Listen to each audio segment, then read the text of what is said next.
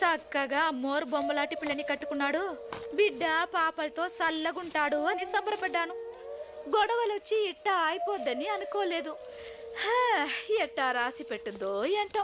Car వచ్చేస్తుంది రే అబ్బో car వచ్చేస్తుంది రో. ఓ మానస్ పాప కారు వచ్చేస్తుంది.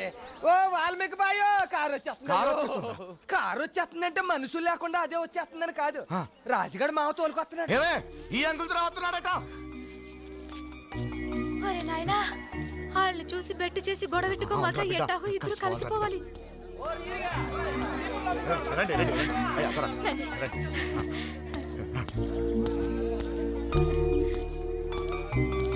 రండి దొర, కొంచెం పుట్టతేనే గాని ముంచికాయ గాని. నాకు మీరేమి ఇవ్వక్కర్లేదు. నేనే మీ వాడికి ఇవ్వటానికి కొన్ని కాగితాలు తెచ్చాను. కాగితాలు ద్వారా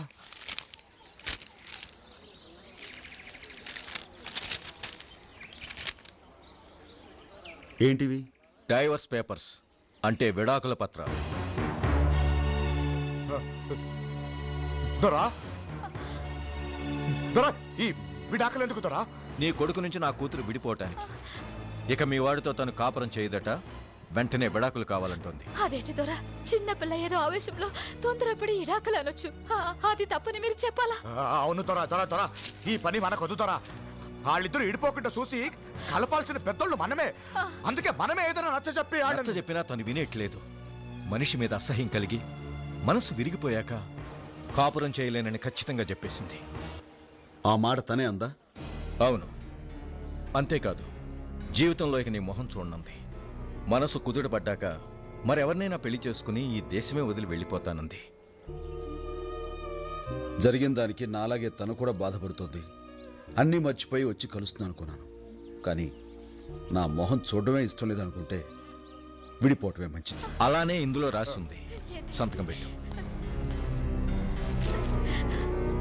బిడ్డా అయ్యా,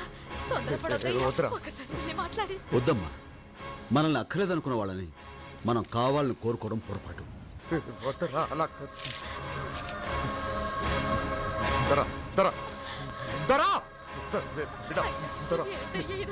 బాధపడకమ్మా, మనిషి అయినా వస్తువు అయినా నిజంగా మనదే అయితే ఎప్పటికైనా మన దగ్గరికి వస్తుందమ్మా. మనది కానప్పుడు ఎంత తంటాలు పడ్డా మనకు దక్కదు. నిజంగా మీ ఇద్దరు మహబ్బత్ షాదీ విడిపోవటం చూస్తుంటే ఏదో పెద్ద కథలా అనిపిస్తుంది. కొండవాగు లాంటి నువ్వు, ఎండి ముబ్బు లాంటి ఆ అమ్మ ఇట్టా ఇడిపోయి బతకడం చాలా దురదృష్టం రాజన్న. ఎప్పటికైనా మీ ఇద్దరు కలుసుకుని తీరతారు. నా పందెం. అవునవును, కలుసుకుని తీరుతారు. ఓడిపోయే పందాలు కాయకుండా ఉంటేనే మంచి సూరన్న.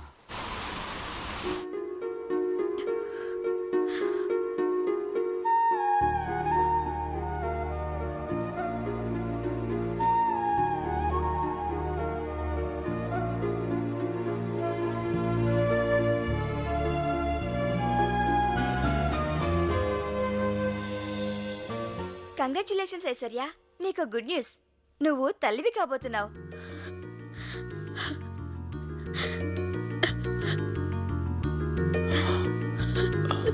సో మీరు గ్రాండ్ ఫాదర్ కాబోతున్నారు. But one thing mister Rao, she's very weak. Mentally physically ఆవిడకి పూర్తి విశ్రాంతి కావాలి. మందులు పంపిస్తాను, రెగ్యులర్ గా వాడుతుండండి. Take care of her. Thank you doctor. వస్తానండి. వస్తాను ఐశ్వర్య.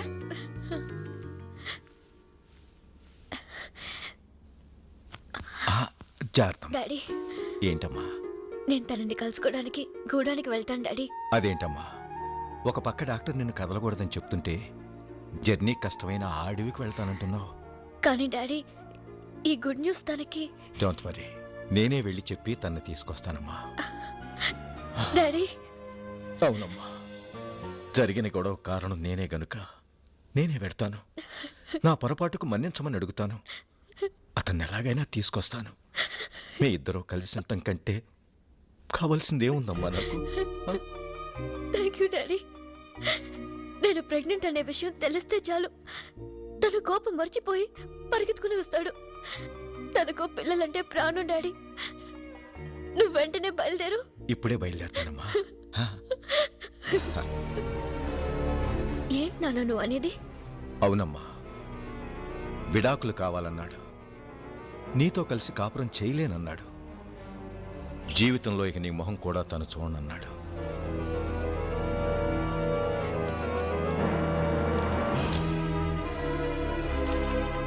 నేను ప్రెగ్నెంట్ అని చెప్పావా నాన్న? చెప్తే చాలా తేలిగ్గా తీసిపారేశాడమ్మా. తల్లే నాకు అక్కర్లేదనుకుంటే దాని బిడ్డెందుకు? అయినా అడవిలో జంతువులు కూడా కంటున్నాయి బిడ్డల్ని. అదేం గొప్ప విషయమా? తనకు కావాలంటే ఉంచుకోమనండి, లేదా చంపుకోమనండి. నిజంగా అడవి మనిషేనమ్మా అతను.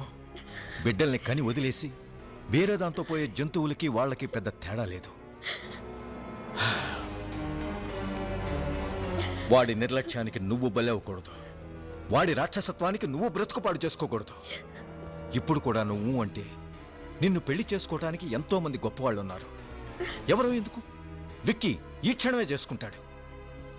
కనుక నా మాట విని డైవర్స్ ఇచ్చేసి అబార్షన్ చేయించుకుంటే. No! ఈ కాగితాలు కోర్టులో అనవసరం. అంత మాట అన్నాక అతనికి నాకు లేడు. అంతేకాదు, ఇక నా జీవితానికి పెళ్ళనేదే లేదు. అతని అన్యాయానికి, నా అమాయకత్వానికి నాలో పెరిగే బిడ్డ బలవకూడదు. నేను బిడ్డను కంటాను, ప్రాణంగా పెంచుకుంటాను. నా వృత్తి, నా బిడ్డ నా రెండు కళ్ళుగా చేసుకుని జీవితం అంతా గడుపుతాను. ఇక నాకు ఎవరితోడ అక్కర్లేదు. అది కాదమ్మా. It's my decision.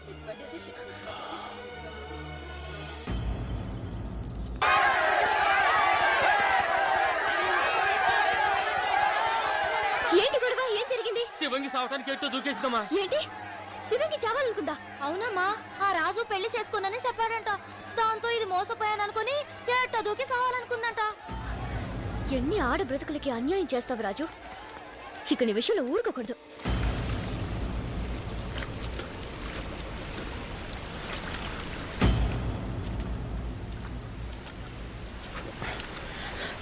శివంగి, శివంగి, ఏమిటి నువ్వు చేస్తున్న పని? ఆ? ఈ అమాయకురాలి ఆత్మహత్య చేసుకునే స్థితికి తీసుకొచ్చిన నువ్వు మనిషివేనా? చెయ్యాల్సింది చేసి ఇప్పుడు మంచివాడిలాగా, మహానుభావుడిలాగా దాన్ని బతికించాలని చూస్తున్నావా? ప్రేమ, పెళ్లి అని కబుర్లు చెప్పి ఎంతమందికి అన్యాయం చేయాలని చూస్తావు? శివంగి, శివంగి, ఎందుకు ఇలా చేసావు? అమ్మగారు, నీకు అన్యాయం చేసిన ఇతన్ని వదిలిపెట్టేది లేదు. ఇతని చేత నీ మెళ్ళో తాళి నేను కట్టిస్తాను. రాసి చేత నాకు తాళి కట్టిస్తారా? చాలా తప్పమ్మ గారు. అదేంటి శివంగి, నిన్ను చేసుకుంటానని మోసం చేసింది ఈ రాజు కాదమ్మా. మరి రాజు రాజు అని చెప్పా? వాడు పోతురాజు. పోతురాజు?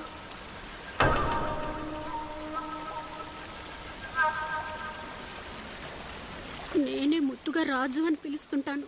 రాజన్నా, ఇడిగో పోతరాజుని అట్టుకొచ్చాం. ఏంటి? ఏమైంది? ఆ సచ్చినోడిని ఇంకో దెబ్బ కొట్టు. దేనికి రాజన్న కొడుతున్నావు? దేనికేమిట్రా? ఇన్నాళ్ళు దాన్ని ప్రేమించి ఇప్పుడు మనవాడని చెప్తావరా? దాంతో ఏటో దూకి సాగుపోయింది. సాగుపోయిందా? ఆ, పోసిన బంగారు కోడి పెట్ట నిజంగానే నీటిలో దూకేసావా? నువ్వు చచ్చిపోతే నేనేమైపోతానే? ఏ ఆ బుద్ధి ముందేమైందిరా? అట్ట అడుగు. దేనికిరా మనవాడన్నా? అదా? అదే. దానికి నా మీద ప్రేమలో ఎంతుందో తెలుసుకుందామని మనువాణని చిన్న పరిచి పెట్టా. అది నిజంగా నీటిలో దూకుతుందని నాకే తెలుసు. నువ్వు ఊనన్నా ఈ నేసి పారేస్తా. దీని కూడా ఇంతగా పెట్టుడు ముహూర్తం రేపే అమ్మవారి గుళ్ళో పెళ్ళి.